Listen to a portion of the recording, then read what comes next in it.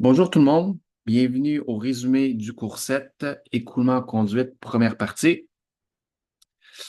Donc, le but du cours, c'est de bien comprendre comment les pertes irréversibles dans les conduites sont caractérisées.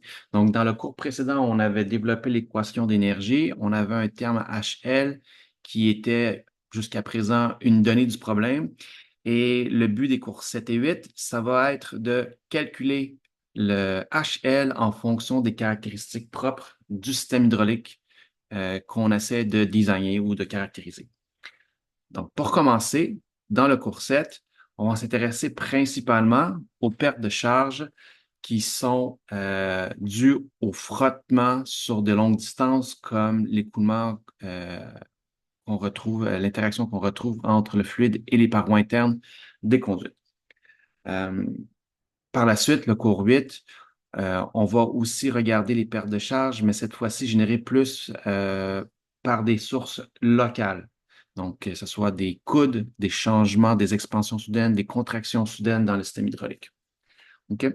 Donc, ce qu'on va faire pour le plan de match pour les cours 7 et 8, ça va être essentiellement dans un premier temps, une introduction pour comprendre qu'est-ce qui génère les pertes de charge et on va se rendre compte qu'on est très dépendant du profil de vitesse. Donc, il va falloir expliquer les différences entre un écoulement laminaire et turbulent, donc expliquer les concepts et savoir reconnaître les différences.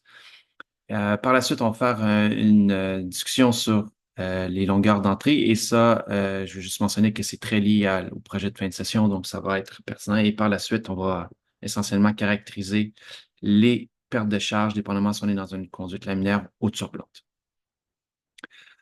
Donc, à partir de l'équation d'énergie, on avait montré que les pertes de charge ici avaient un impact direct sur la perte de pression dans une conduite. Donc, si on prend un cas particulier ici avec une conduite horizontale et tout simplement sans pompe ni turbine, conservation de la masse mettant en évidence comme quoi la vitesse elle était conservée. Et ce qui nous amène à mettre en évidence que les pertes de charge vont se traduire directement par une variation de pression entre l'entrée et la sortie.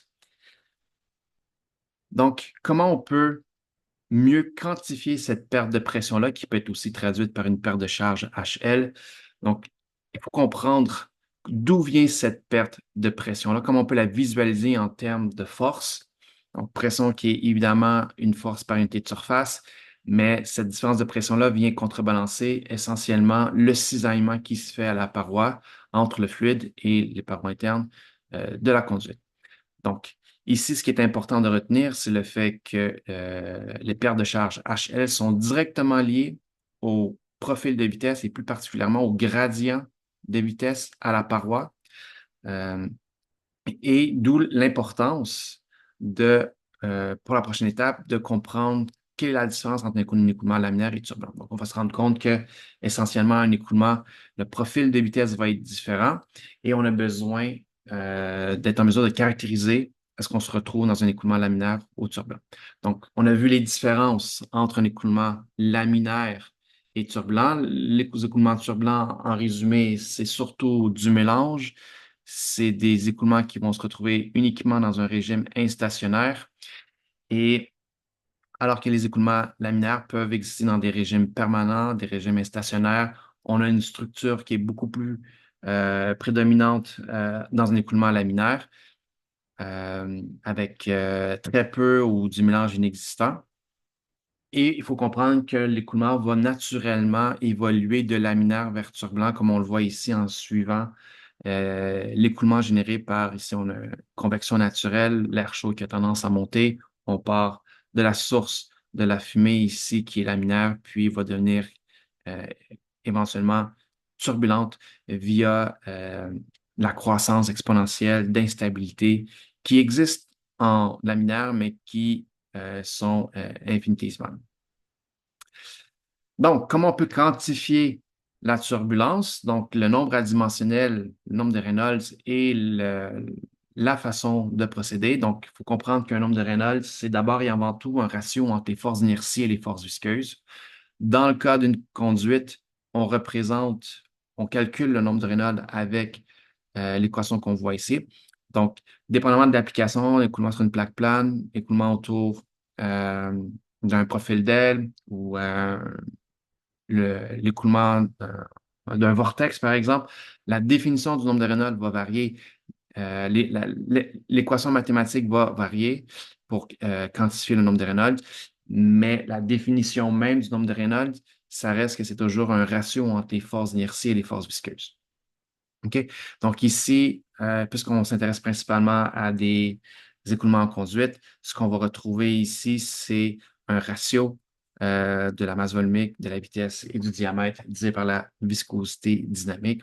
On note ici que la transition se fait sur une plage de valeurs, mais pour des raisons de simplification, souvent on va assumer que la transition se fait ponctuelle à 2300 et c'est ce qui va être notre critère pour déterminer si on est laminaire ou turbulent. Donc, en deçà de 2300, on est laminaire et au-delà de 2300, on va considérer qu'on est turbulent. Évidemment, à des fins de conception préliminaire pour simplifier les calculs. Donc, évidemment, si on parlait d'une conduite circulaire, mais si on a une conduite qui est d'une autre géométrie, donc on va plutôt exprimer le nombre de Reynolds en fonction d'un diamètre hydraulique. Vous avez les équations ici. Donc, faire attention de toujours prendre le diamètre hydraulique euh, pour les géométries autres que circulaires. Donc, ici, une représentation un peu plus visuelle qui met en évidence la différence du gradient de vitesse à la paroi. On voit qu'en turbulence, le gradient de vitesse est beaucoup plus prononcé, beaucoup plus important à la paroi qu'en laminaire. Donc, ça veut dire qu'on doit s'attendre à avoir une plus grande perte de charge, toute autre chose étant égale, dans un écoulement turbulent à l'intérieur d'une conduite.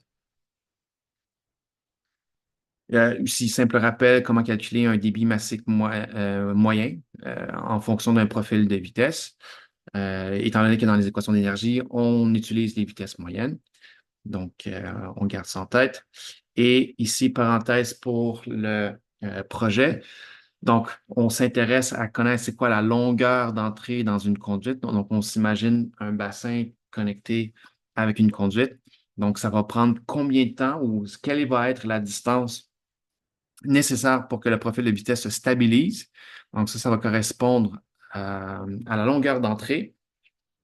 Et on voit que le profil va évoluer jusqu'à temps d'atteindre à l'intérieur de la longueur d'entrée.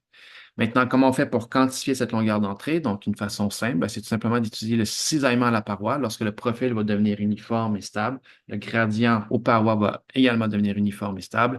Et ça implique que le cisaillement, ici, si on fait une simulation numérique, par exemple, et qu'on trace le cisaillement à la paroi, on va avoir une valeur qui va être énorme, dépendamment des conditions à l'entrée de la conduite qu'on va imposer, mais on va avoir une valeur qui va être énorme, qui va diminuer jusqu'à temps qu'on va atteindre un plateau. Bon, dans la littérature, on peut trouver des équations mathématiques et donc un peu le but du projet, ça va être de comparer justement les valeurs numériques que vous allez extraire de Fluent et les comparer avec les valeurs de la littérature et commenter sur les différences, analyser les résultats.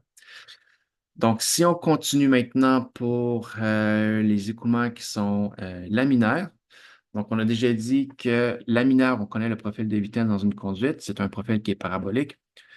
Et à partir de ce profil-là, on peut venir extraire le profil de vitesse ou même le cisaillement à la paroi. Donc, on fait toujours l'hypothèse ici qu'on est laminaire, donc en deçà de 2300, un nombre de Reynolds inférieur à 2300. Et ce qui nous permet de quantifier exactement la différence de pression ou le cisaillement. Ici, ce qui va nous intéresser, c'est la différence de pression. Donc, on voit que c'est exprimé uniquement en fonction des propriétés du fluide, de la longueur de la conduite, diamètre et vitesse moyenne. Donc, on a fait cet exemple-là ici pour quantifier les pertes de charge et on peut manipuler un peu les équations. Donc, ici, on fait un peu un pas de recul et on introduit le coefficient de frottement de Darcy, qui est toujours vrai, laminaire ou turbulent. Et c'est une équation qui est un peu plus générique. Donc, coefficient de frottement de Darcy qu'on va utiliser pour être en mesure de quantifier les pertes de charge. Euh, qui est facilement exprimable en fonction d'un delta PL ou d'un HL, dépendamment de la formulation de l'équation. Et après quelques manipulations algébriques, donc on peut montrer que le coefficient de frottement de Darcy, c'est rien d'autre que 64 sur le nombre de Reynolds, qui est relativement facile à quantifier. Donc ça, c'est sûr que c'est pour une conduite circulaire. Et dans le cas d'une conduite non circulaire, donc on voit les variantes de l'équation. Donc, on a fait un exemple ici pour comparer différentes géométries. Et maintenant, pour les écoulements turbulents, donc on précise dans un premier temps, en fait, on revient avec le principe qu'un écoulement turbulent, c'est un écoulement qui fluctue à petite échelle dans le temps continuellement. Et ce qui implique que le principe d'un écoulement stationnaire n'existe pas vraiment en régime turbulent. Donc, on est un peu mal pris avec les équations qu'on a développées dans la mesure où on a toujours fait l'hypothèse qu'on était en régime permanent. Par contre, on peut faire des approximations. Cette approximation-là, c'est qu'on peut dire que notre écoulement turbulent peut être représenté par un champ moyen plus une fluctuation autour de ce champ moyen-là. Et c'est surtout le champ moyen qui va nous intéresser dans les études préliminaires. Et ce champ moyen-là, dans certaines conditions, peut être constant. Et donc, c'est plutôt lorsqu'on va parler d'un régime permanent en régime turbulent, c'est plutôt en référence au champ moyen qui va être constant. Et si ce champ moyen-là est constant, donc on va pouvoir utiliser les théories qu'on a développées jusqu'à présent. Donc, jusqu'à présent, lorsqu'on dit qu'un écoulement turbulent est en régime permanent, c'est qu'on fait allusion au champ moyen et non au champ instantané qui, lui, fluctue toujours dans le temps. Donc, comme la turbulence, tout est plus compliqué, beaucoup plus difficile à caractériser, encore plus difficile à trouver des théories qui sont applicables dans différents contextes. On utilise surtout des méthodes empiriques. On va extraire des données expérimentales et on va essayer de déterminer le coefficient de frottement de Moody en fonction du nombre de Reynolds et de l'état de surface interne des conduites. Euh, Et c'est un peu le principe derrière le diagramme de Moody. Donc, différentes courbes avec le ratio epsilon sur D, donc epsilon qui est la rugosité interne de la conduite, D qui est le diamètre de la conduite.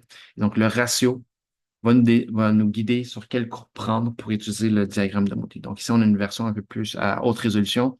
Donc, on peut trouver la courbe dans laquelle on se trouve en fonction des caractéristiques géométriques, donc la rugosité et le diamètre, qui vont nous dire quelle ligne rose prendre. Et en fonction du nombre de Reynolds, donc le croisement de la ligne rose avec le nombre de Reynolds, va nous donner le coefficient de frottement de Darcy.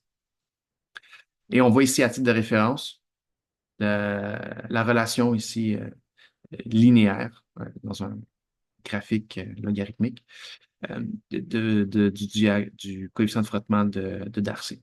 Donc, évidemment, on s'attend toujours pour un Reynolds donné, d'avoir toujours un écoulement euh, laminaire qui va avoir un coefficient de frottement inférieur à celui de turbulence. Ça, c'est assez prévisible.